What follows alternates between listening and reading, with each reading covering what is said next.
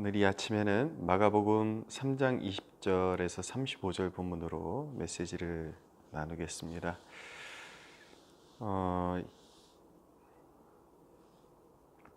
예수님이 그 행하시는 사역에 대한 평가를 오늘 22절에 보면 예루살렘에서 내려온 서기관들은 그가 바알세불이 집혔다 하며 또 귀신의 왕을 힘입어 귀신을 쫓아낸다 하니 라고 이야기했습니다. 귀신의 왕을 힘입어 귀신을 쫓아낸다. 설령 무속세계에서 이야기하는 것처럼 귀신이 귀신을 쫓아내는 일이 있다 할지라도 그들 세계에서는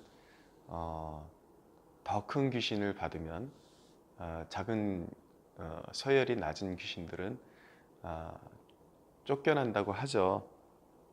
설령 귀신이 귀신을 쫓아내는 사건이 실제로 일어난다 해도 그것은 귀신이 쫓겨나는 것이 아니라 귀신의 자리에 또 다른 귀신이 앉을 뿐인 것입니다. 결국 귀신이 귀신을 쫓아내는 법은 없죠. 서로 서열 싸움일 뿐이고 자신들끼리 세력 싸움일 뿐이고 돌고 도는 것입니다. 결국은 사단의 세력에 장악되어서 진정한 영적 자유란 존재하지 않는 것이죠. 그러나 우리 주님, 예수님이 행하시는 일은 주님은 이미 영적으로 십자가의 사단의 권세를 멸하시고 승리하셨고 주님이 하시는 일은 사단의 권세를 몰아내시고 모든 영적 어둠을 결박하고 또는 몰아내시고 그리고 행하시는 일이다라는 것을 우리가 성경에서 알게 되는 것입니다. 오직 예수님의 권세만이 진정으로 사단을 쫓아낼 수가 있는 것이죠. 그리고 귀신을 멸할 수가 있는 것입니다. 이 대목을 통해서 우리가 배우게 되는 것은 영적인 변함없는 진리는 오직 우리 주 예수 그리스도만이 인간에게 참된 영적 자유를 주실 수 있음을 알게 되는 것입니다. 그분에게 붙들릴 때에 영적으로 자유를 누리지 못할 영혼이 없고 사단의 권세에서 풀려나지 못할 영혼이 없다라는 것을 알게 됩니다. 심지어 무속세계에 있는 사람들이라 할지라도 그런 간증들이 참 많이 있죠. 한번 신내림을 받은 사람들은 결코 그 귀신의 권세에서 풀려날 수가 없는 운명으로 태어난 것으로 그렇게 받아들이고 있지만 실질적으로 예수 그리스도를 영접하게 되면은 어떤 큰 마귀에 붙들렸다 할지라도 그의 영혼을 주께서 구속하시고 자유케 하신다라는 것을 알게 됩니다. 비록 무속인뿐만 아니라 모든 이 세상에 믿지 않는 사람들의 영적인 상태는 이미 사단에게 매인 상태요. 그리고 귀신에게 결박당해 있는 그런 상태라고 말할 수 있는 것입니다. 그 강도의 차이고 현상의 차이지 그들의 삶 가운데 지배하는 영역이 어둠의 권세에 있다라는 것은 자명한 것이죠. 그러나 그 영적 부자유함에서 우리 주 예수 그리스도는 그 인간의 모든 속박을 자유케 하시고 모든 그런 부자유함을 풀어서 자유케 하시는 분이다라는 것을 알게 되는 것입니다. 그럼에도 불구하고 많은 사람들이 영적인 부자유함 가운데 사는 모습을 보게 됩니다. 주님께 우리 주님의 그 통치권을 내어드리고 주인의 자리를 내어드리지 않았기 때문에 여전히 영적인 부자유함 가운데 살아가는 사람들이 있습니다. 우리가 구원받는 그 하나님의 백성의 위치에 있다손 치더라도 모든 삶의 영역에 주님의 주권을 인정해야 주님이 중심에 계셔야 그래야 어둠의 영향력을 받지 않게 되는 것이죠. 우리가 예수 그리스도를 믿게 되면 인격 자체가 그 사단에게 완전히 매이는 그런 일은 없다 할지라도, 그러니까 소위 사람들이 말하는 귀신 들림 현상이나 이런 것들은 진정으로 하나님의 그 주님을 영접한 자녀들에게는 완전히 인격 자체가 그냥 완전히 장악당하는 일은 없다 할지라도, 그러나 우리 구원의 여정 가운데 여전히 그 영적인 싸움, 험난한 영적인 싸움이 있는 것은 사실입니다. 사단의 권세가 한 영혼을 그대로 그냥 쉽게 구원에 이를 수 있도록 그렇게 내버려 두지를 않습니다. 엄청나게 그 구원의 여전을 파손시키고 깊은 상처를 주고, 그리고 어둠 가운데 메어놓기 위해서 부단히 그렇게 영적인 싸움을 걸어오고 노력을 하죠. 그러니까 우리가 신분상으로 우리가 믿음으로 하나님 앞에 의롭다함을 얻어서 구원에 이른 자녀라 할지라도, 우리가 이 땅에 살아가는 동안에는 우리가 영적인 관리를 참 잘하는 것이 굉장히 중요함을 알아야 되는 것입니다. 왜냐하면 사단은 우는 사자처럼 돌아다니면서 사람들의 허점을 찾고 어떻게 해서든 그들의 그런 죄를 부채질하고, 그리고 죄 짓는 곳에 그들이 영적인 여전히 부자유함을 주는 것이 현실이기 때문입니다. 그러나 우리가 믿어야 하는 것은 주님을 믿는 자에게는 영적 자유함이 분명히 있고, 이 영적 싸움을 분명히 주님께서 이길 수 있도록 이끌어 주신다라는 것을 믿어야 하는 것이죠. 그럼에도 불구하고 많은 그 그리스도인들이 어떤 영적인 부자유함 가운데 매여 살고 있는 그런 모습들을 보게 됩니다. 영적인 어둠 가운데 짓눌려 있고 여전히 그런 모습 가운데 살아가는 그런 모습들을 보게 되죠. 그런 모습의 그 원인이 무엇이냐면 주님과의 그 인격적인 교제를 등한시하기 때문인 것입니다. 그러니까 하루하루의 삶 가운데 주님의 주권을 인정하는 것이 얼마나 중요한지를 우리가 거듭거듭 배워야 되는 것이죠. 우리가 예수 그리스도의 이름으로 자유케 되는 일은 우리가 복음의 시초에만, 구원의 시초에만 필요한 일이 아니라 사실은 우리 인생의 모든 그런 전반에 처음부터 끝까지 우리가 주님을 의지하고 주님을 중심에 모셔야 하는 것을 의미하고 있는 것입니다. 그러니까 우리가 완전히 그 삶의 구원의 주권자를 바꾸는 일은 예수님을 시초에 그 영접하는 일에서 이루어진 것이지만, 이미 이루어진 것이지만, 그러나 주님과의 인격적인 그런 교제 면에 있어서 매일의 삶 가운데 주님의 주권을 인정해 드려야 주님이 우리 삶 가운데 기쁨으로 역사하신다라는 것을 우리가 배울 필요성이 있습니다. 우리가 주님께 우리의 삶의 주도권을 내어드리지 않으면 주님이 능력이 없어서가 아니라, 주님은 말씀 한마디로 당장 사단의 권세를 멸하시고 물리치실 수 있음에도 불구하고 왜 우리가 그 어둠 가운데 처해 있도록 그렇게 허락하시느냐 하면, 주님과의 인격적인 면을 주님이 굉장히 중요시 여기기 때문입니다. 우리가 하루라도 주님의 주권을 인정하지 않고 주님의 왕되심을 인정하지 않으면 주님은 우리가 신앙생활하면서 그렇게 믿기를 원하시는 것이죠. 매일의 삶 가운데 주님의 주되심, 한결같이 변치 않는 마음으로 주님을 섬기고 주님을 사랑하기를 원하시는 것입니다. 주님이 우리를 향해서 한결같은 마음을 가지고 계신 것처럼 우리 또한 주님을 향한 한결같은 변함없는 충성심을 주님이 요구하고 계신 거예요. 그래서 그 주님은 인격성을 굉장히 중요시 여기시죠. 그래서 매일의 삶 가운데 내 삶을 온전히 주님 앞에 내어드리고 내 삶의 중심을 주님 앞에 내어드려야 하는 것입니다. 그런데 삶의 그런 영역 가운데 자기 자신이 주인 노릇하는 자리마다 사실 그 모든 부분은 사탄의 종 노릇하고 있는 현실이라는 것을 우리가 기억해야 하는 것입니다.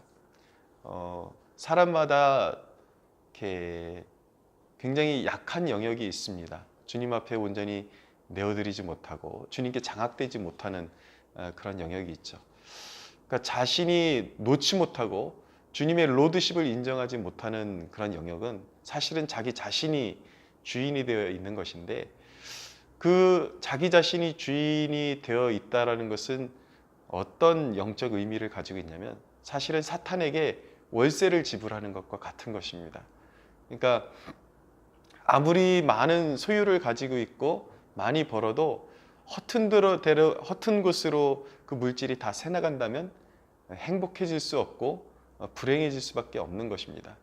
근데 우리 주님이 우리의 삶의 영역을 온전히 골고루 균형 있게 다스리게끔 내어드리지 못하면 그 한 부분은 이건 내 거야, 이 주인은, 여기의 주인은 나야, 그러는 순간 그것이 영적인 자유가 임하는 것이 아니라 사탄은 영적인 깡패와 같은 존재이거든요.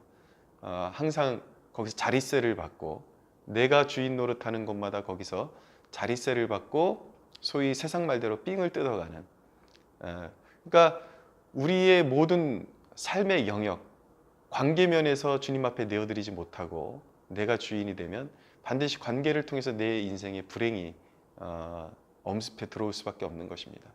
재정의 주권이 주님이심을 온전히 인정하지 못하고 자기가 쥐고 나가려고 할 때 아낀다고 아꼈지만 사실은 엄한 곳으로 사단에게 이제 자릿세 내는 격으로 해서 결국은 그 부분이 뚫리고 그 부분을 통해서 계속 쪼들리게 되는 그런 일들이 멈추지 않게 되는 것이죠. 사람을 용서하지 못하는 것, 그런 모든 한 부분에, 그러니까 모든 삶에, 주님이 내 삶의 중심에 오시면 모든 삶이 통치가 되는데, 주님이 내 삶의 중심이 오시지 않고 어느 한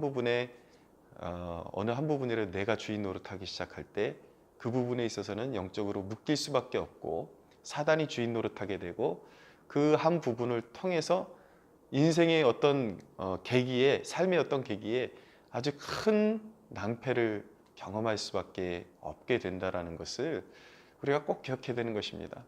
구약 성경이 가나안 땅을 정복하는 그 원리가 오늘날 우리 신앙에게 주는 영적인 의미가 무엇입니까?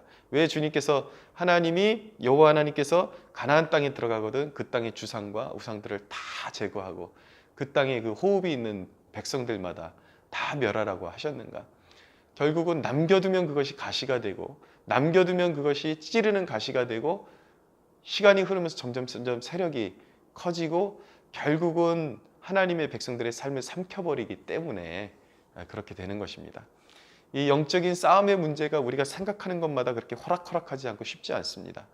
분명히 거듭남의 증거가 있는 사람 같은데도 불구하고 신앙의 관리를 잘못하게 되고, 그리고 신앙의 원리, 복음의 원리를 삶에 온전히 잘 배워서 적용하지 못하는 사람들 같은 경우에 그들의 삶을 지켜보고 있으면 왠지 모르게 어딘가 묶여있고 자유하지 못하고 계속해서 영적인 어두움에 이렇게 처해 있는 그런 사람들이 우리가 생각하는 것보다 상당히 많습니다. 왜입니까? 예수님을 믿고 분명히 하나님의 은혜에 의해서 거듭남의 체험이 있음에도 불구하고 또 하나님께서 주신 은혜의 그런 자리로 자기 자신이 더 적극적으로 나아가지 못하고 주님께 삶을 기쁨으로 드리지 못할 때에 그런 어둠의 그림자가 계속해서 그 삶에 맴돌게 된다는 것을 알게 되는 것입니다. 그러므로 여러분들이 진정으로 영적으로 자유해지고 싶다 그러면 육의 사람이 무너져야 하는 것입니다.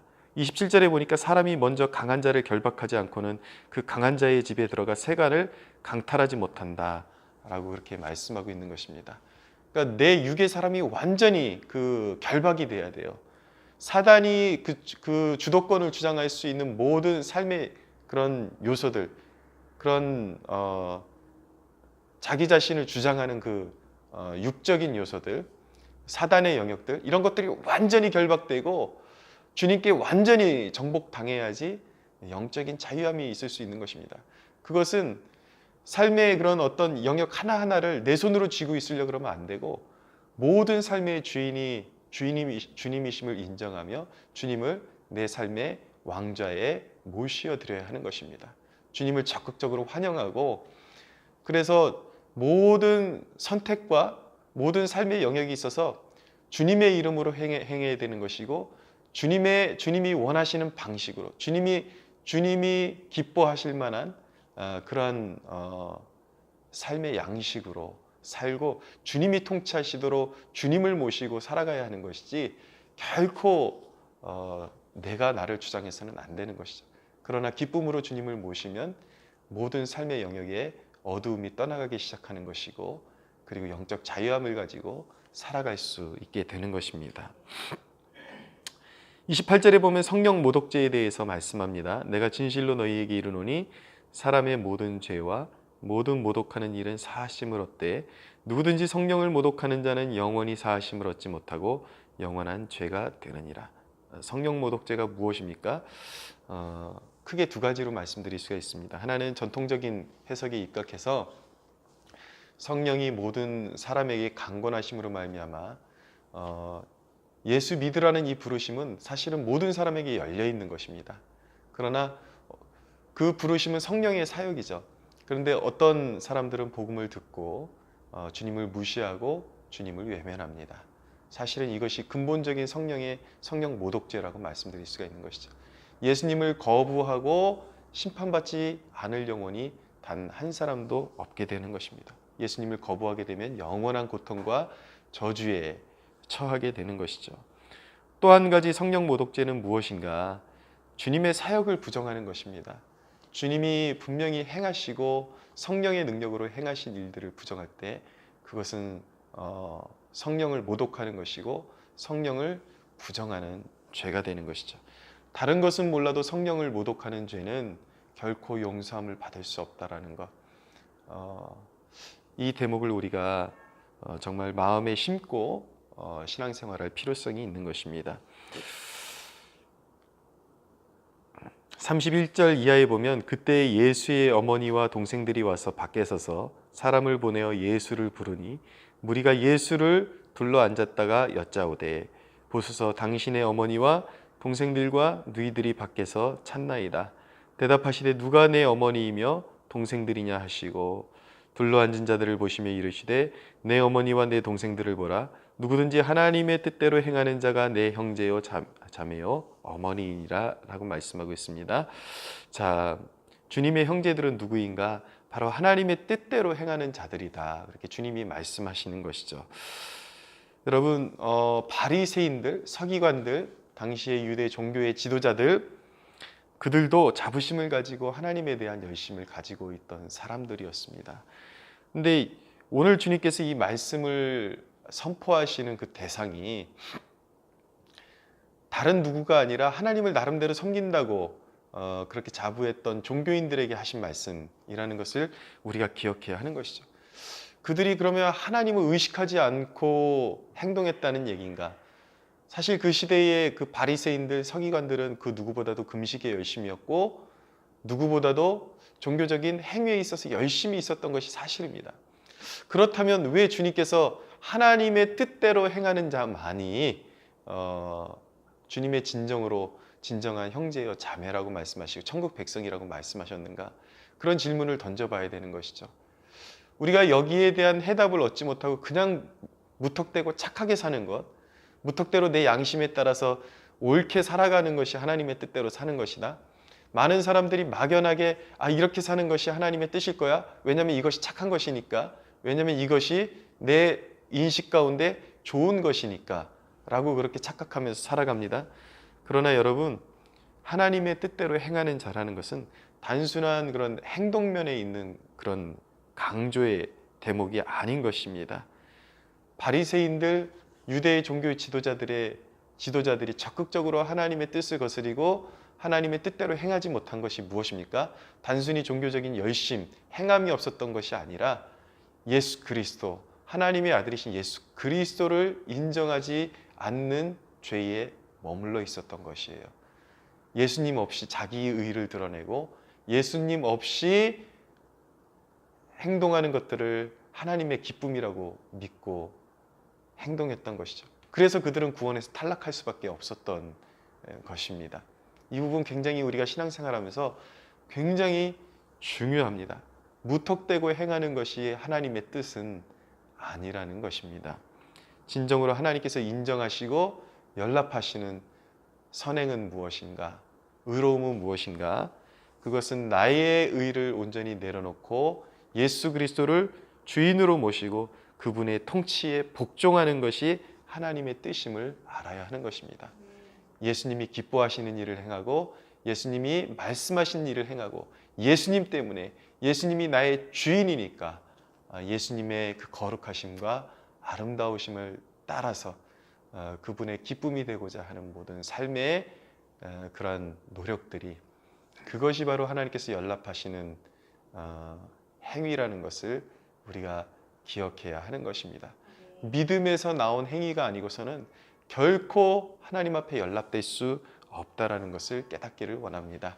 여러분 오늘 우리에게 그 주어진 모든 영적인 부자유함을 털어버리고 예수 그리스도를 온전히 예수 그리스도가 우리의 삶의 통치자가 되실 수 있도록 기쁨으로 주님 오시옵소서 통치하여 주시옵소서.